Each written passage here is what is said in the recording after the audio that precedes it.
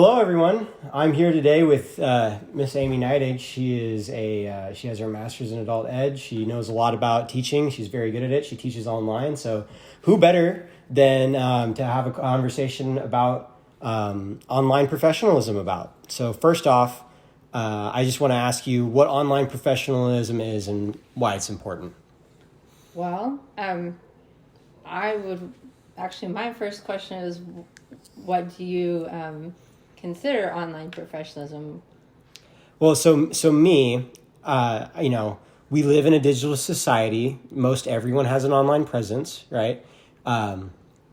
You put a part of yourself online, and that part of yourself can be viewed by other professionals, other people in the community, and it can reflect how you are. So you want to carry yourself in a way online to be representative of who you are as a person and that you're doing the right thing, especially in the case of education. Okay, so are you asking me about my online professionalism as an educator or my online professionalism as an extension as Amy, the person, the mom, or are you asking me about both sides? I think both are very interesting, and I think that we'll find a lot of overlap there. But let's go into as an educator first. Okay, so as an educator, in my classes, I teach online. So you have to be professional. You have to comport yourself the way you would do it in an online class. In an in-person class. However, everything that I do is forever. Mm-hmm. So you're too young to remember all Colonel Oliver North and profs, but that's kind of when the world found out that anything you do digitally stays forever. And so every lecture I put out, every exchange I have to be very, very careful, even maybe more so than in in-person class, because I have to think about the nuances of the language that I'm using. I know that tone isn't conveyed in email or messages or in the grade book. So I can have a conversation one-on-one with a student in class, in an in-person class. I can have some sarcasm. We can joke about it. I teach math. Math is hard. People get stressed out. We can have a big joke. But I have to be really careful about that when I'm engaging with my online students. Because they may not catch that. They might think that I'm actually being snarky. Mm-hmm. I have to be careful to give substantive feedback. I have to be very detailed in the feedback I give. I can't go, okay, point to the part that you don't understand and then walk up to the board and write it. I have to have the exchange either through the grade book or on Teams, through email, and then I have to be very deliberate in my wording and in my timeliness as well. Most certainly, and I think that's it's important definitely to see not everyone is going to read the message the same way, and it's going to be there, and it's going to you can't brush past things because they're there forever, and if someone really has an issue with something, they have it in writing. So it's in my opinion, it's very important to think, what am I about to do? What am I about to say? Is that worth putting on the internet? A lot of times in high school they have the THINK acronym. It's is it thoughtful? Is it helpful?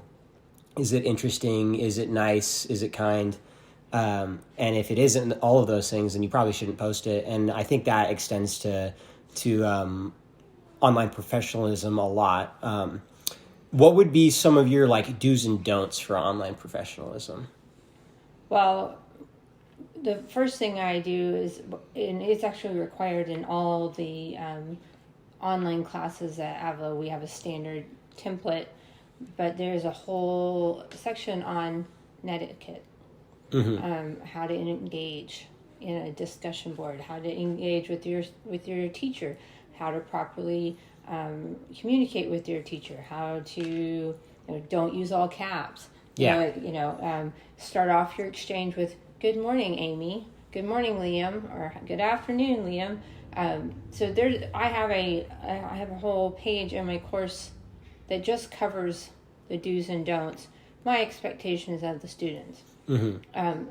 So I have to do those things, but I have to go above and beyond because I'm the professional. Certainly.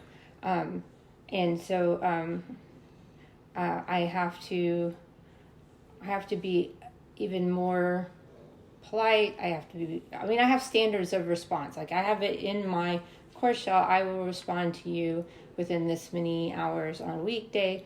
I have to respond to you this many hours on a weekend. You will get feedback within this many hours of the due date of the assignment. And it's important for me to beat those deadlines. Mm-hmm. It's important to me to never go past those deadlines. I can't let myself get upset. I can't let myself be rattled. Mm-hmm. I have to make sure that the appropriate people are copied on certain exchanges, and that we document that we had those conversations. For sure. I think for me, like personally, I think when it comes to online professionalism, I'm really big on, if your grandma wouldn't want to see it, probably don't post it. You know, if you're not willing to stand by that thing, if you wouldn't go out into a town square and yell whatever you're about to say, you probably shouldn't put it online because that's what you're doing. I want to thank you so much for your time here. Thank you so much for your input. Do you have anything else? Well, I liked what you said there, that Mark Twain once said, live your life in such a way that you wouldn't mind selling your parrot to the town gossip. Yes. And so I think that is also very important. You have to just comport yourself in a manner that is hopefully above reproach, because it's going to be there forever. Mm-hmm. And you want to protect yourself, you want to protect your students, but you also want to do a good job. Of course. And just because it's online doesn't mean that it's any less important than the in-classroom classes. Perfect. Thank you so much. Thanks for having me. You can join us next week. I'll be back, and I'll have Miss Amy again, and we'll be talking about online safety. So look forward to that one. Thank you so much, and you have a good day.